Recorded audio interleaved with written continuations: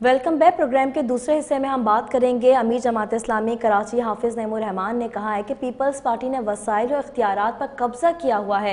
Mayor Karachi का हल्फ हो चुका है मगर यूसी चेयरमैन को चार्ज मुंतकिल नहीं किया गया और अगर यही सूरत हाल रही तो एहतजाज भी किया जाएगा।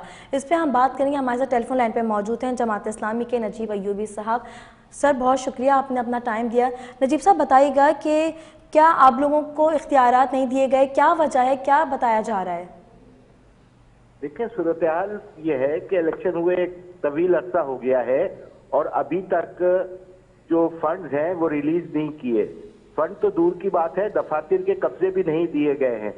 तो ये सारी सूरत हाल है क्योंकि पार्टी कभी भी संजीदा नहीं रही है ये इख्तियारात को नीचे आवाम की सतह में पहुंचाने के लिए।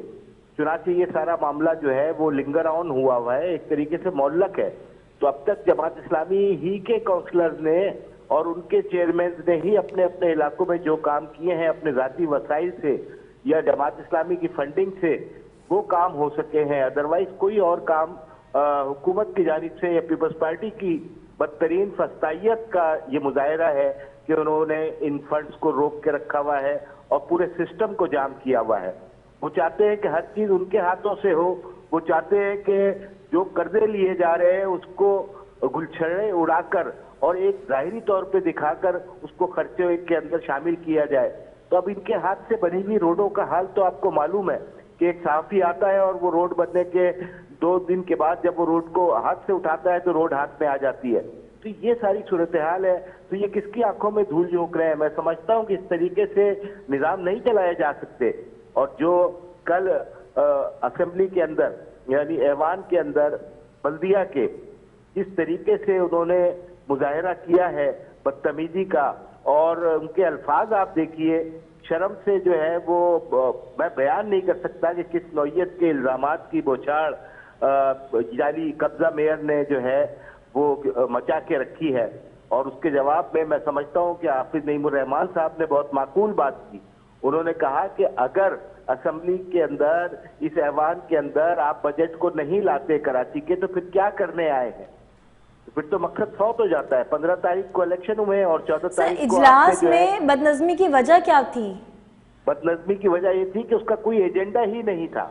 उस इजलास का कुछ पार्लिमानी रिवायात होती है, जाहिर है इनको क्या रिवायात का पता होगा। अच्छा नजीब साहब, इजलास से पहले मीटिंग का आप लोगों को कहा गया था? बात होनी चाहिए।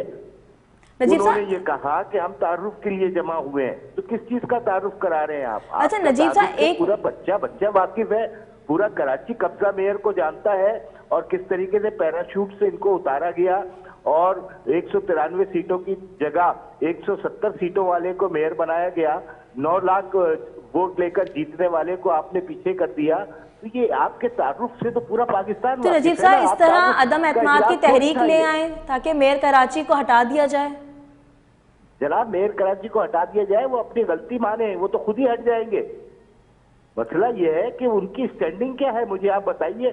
अपोजिशन अक्सरियत में बैठी हुई है, अपोजिशन करारदाद मंजूर कर रही है, अपोजिशन ये कह रही है कि ये कब्जा मेयर बोला जाए, लिखा जाए और समझा जाए।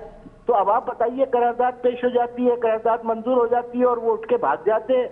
ये होता है मेयर कराची। तो नजीब साहब, आप लोगों की अगर अक्सरियत है तो आप अदम एतमाद की तहरीक ले आए। क्या अगर आप लोग अक्सरियत में हैं तो अदम एतमाद ले आए।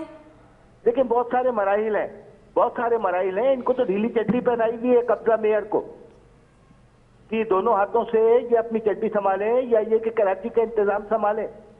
कराची के मामले में इनसे ये देखे ना, पानी के मसाइल यहाँ मौजूद है और 50 मसाइल यहाँ मौजूद है। लॉ एंड ऑर्डर का मसला है, सड़कों की तामीर का मसला है, नालों की सफाई का मसला है, यहाँ कचरे का मसला है। किन किन मामला के ऊपर ये अपनी चड्डी संभालेंगे या काम करेंगे?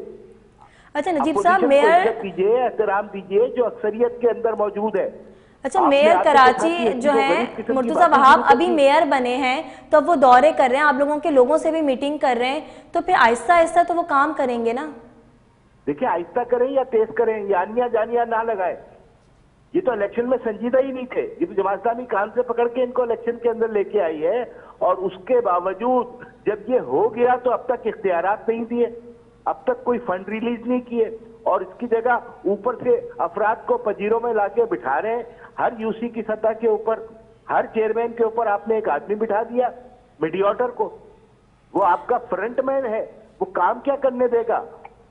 नजीब साहब, अगर इख्तियारात की बात की जाए के साथ ये घनाउना मजाक नहीं होना चाहिए। ये पाकिस्तान की शहरग है, यहाँ पर आपकी सारी तकरीर हाफिज नईम की तस्वीर से शुरू होती है और हाफिज नईमुर रहमान की तस्वीर के ऊपर खत्म हो जाती है, और नेमतुल्लाह खान साहब और अब्दुल सत्तार अफगानी साहब के खिलाफ आपकी जबान पे छाले नहीं पड़ गए, आपकी जबान जल नहीं गई कि आपने किस तरह की बात की है कि पूरा पाकिस्तान उन्हें बाबा कराची मरहूम को कहता है कि जिन्होंने कराची को दुनिया के दूसरे और तीसरे और पांचवें नंबर के शहरों में खड़ा कर दिया, इंतजामी एतबार से भी और दीगर एतबार से। और आपके जमाने में जो रिपोर्ट आई है इस्लामिक बोर्ड ऑफ रिव्यू की, वो रिपोर्ट ये है कि पाकिस्तान सबसे आखिरी मुल्क हो गया है 169 ममालिक के अंदर रहने के काबिल लिविंग स्टैंडर्ड या पॉलिटिकल स्टेबिलिटी देखी जाती है, जहाँ इंफ्रास्ट्रक्चर देखा जाता है, जहाँ तालीम देखी जाती है, जहाँ सेहत के मामला देखे जाते हैं। ऐसी मुस्तनद इदारा जो 1946 से काम कर रहा है, उसकी रिपोर्ट कह रही है कि 179 शहरों के अंदर ये आखिरी नंबर के ऊपर कराची आया है कि रिहाइश के काबिल इलाका नहीं है। तो ये शहर के कब्जा माफिया मेयर के जरिए आप काम करवाएंगे, ये मुमकिन नहीं है। हाँ, अगर कोई बात ढंग से करनी है, तरीके से करनी है, तो उसका एक तरीका है, आप एजेंडे के अंदर तमाम मसाइल को लाइए और आपने बल्दिया के इजलास से एक दिन पहले, यानी अगला इजलास होने जा रहा है, उससे पहले आपने 15 तारीख को हलफ उठाया लोगों ने, 14 तारीख को आपने बजट मंजूर कर लिया। तो ये बजट कैसे मंजूर हो गया भाई? जब बल्दिया वजूद में ही नहीं आई तो आपने बल्दिया उज़्मा कराची का बजट कैसे मंजूर कर लिया और पेश कर लिया? तो नजीब साहब, इसीलिए तो उन्होंने मीटिंग बुलाई थी ताकि इसमें बात होती। आप लोग ऐवान के अंदर तो लाइए, मसाइल के ऊपर बात कीजिए। आप तो शासियात के ऊपर तनकीद के निशाने बना रहे हैं, आप तो अपनी फ्रस्ट्रेशन निकाल रहे हैं। आपको तो ये दुख है कि कराची के लोग आपको तस्लीम क्यों, तो कब्जा माफिया को कैसे तस्लीम करेंगे भाई? कराची ने देखा है कि आपकी सीटें नहीं है, कराची ने देखा है कि आप में कराची दुश्मनी में नंबर 1 है, कराची देख रहा है कि आप कराची की तालीम के साथ क्या खिलवाड़ कर रहे हैं, कराची के इदारों के साथ आपने क्या खिलवाड़ किया है। नजीब साहब, इसीलिए तो पीपल्स पार्टी ने मीटिंग बुलाई थी इजलास से पहले कि उसमें बात की जाती। हाफिज नईम साहब को भी बुलाया गया था, लेकिन आप लोग नहीं गए मीटिंग में। पीपल्स पार्टी तो ये कह रही है। जी फरमाइए। पीपल्स पार्टी कहती है कि मीटिंग इजलास से पहले हमने मीटिंग बुलाई थी हाफिज नईम साहब, और आप लोग उसमें गए नहीं। उसके अंदर जमात इस्लामी के तमाम चेयरमैन मौजूद थे, जो वजीर आला साहब ने एक तरीके और जाब्ते के हवाले से इनवाइट किया। सर, सिटी कौंसिल इजलास से पहले ये झूठ बोलते हैं भाई। कब्जा माफिया क्या बोलती है, कब्जा मेयर क्या बोलता है? ये तो नारे लग रहे थे ना कि कब्जा मेयर झूठ बोलता है।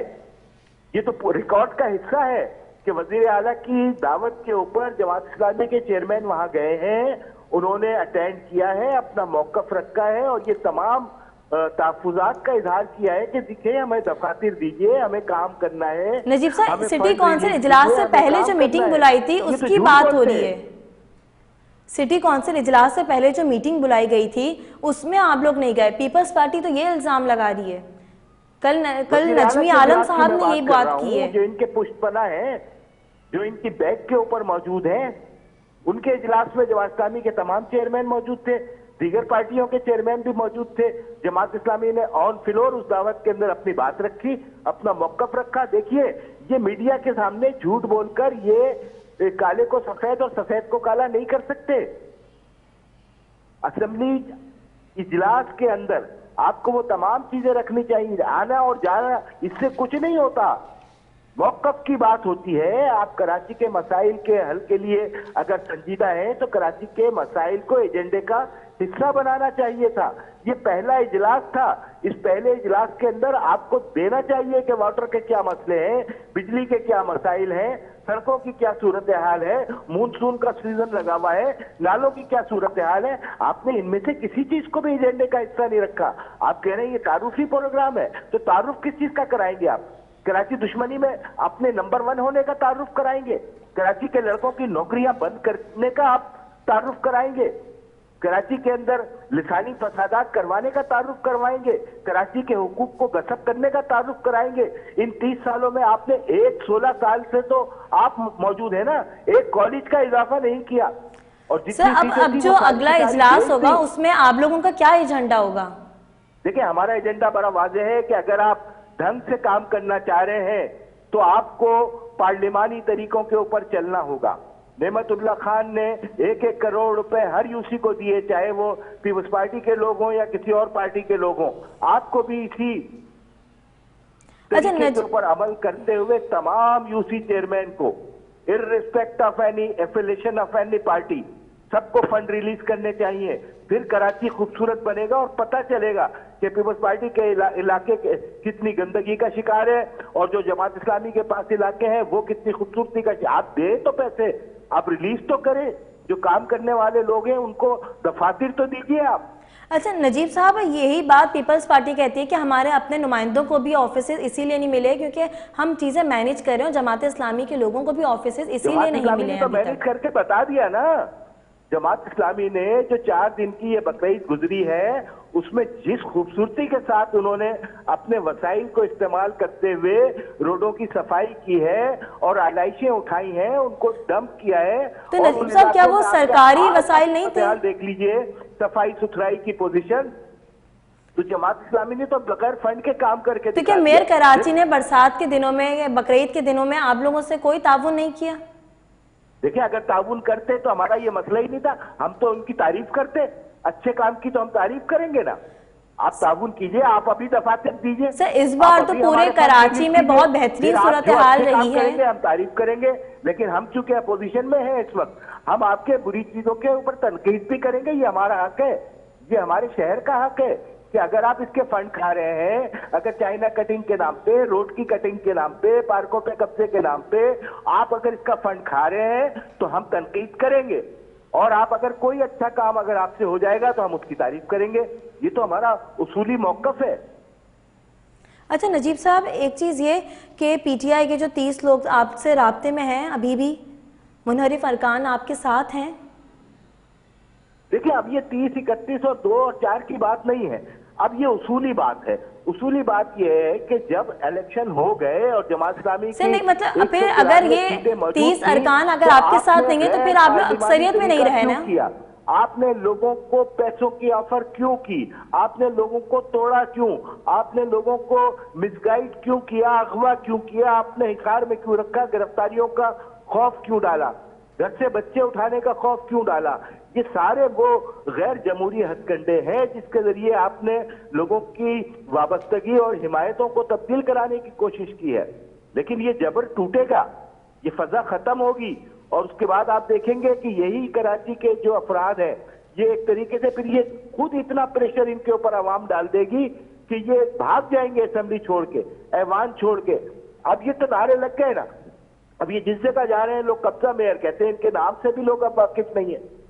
लोग कहते हैं कब्जा मेयर, जाली मेयर, पैराशूट मेयर, इस तरह के नाम चल रहे हैं मार्केट के अंदर। अभी तो ये एक्सपोज होना शुरू हुए, देखें अभी ये स्टार्ट है।